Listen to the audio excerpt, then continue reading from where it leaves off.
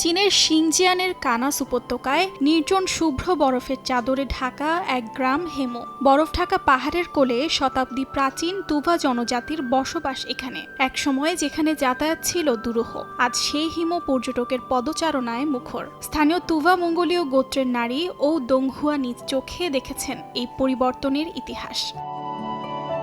ও বলেন, তুভারা মূলত যাযাবর জাতি। আগে গ্রাম থেকে বাইরে যেতে একদিন সময় লেগে যেত। পরে সরকার পাকা রাস্তা বানালে পর্যটন শিল্প গড়ে ওঠে, যাতায়াত সহজ হয় এবং পর্যটকের ভিড় বাড়তে থাকে। এখন গ্রামের প্রায় সবাই কোনো না কোনোভাবে পর্যটনের সঙ্গে যুক্ত বলে জানান তিনি।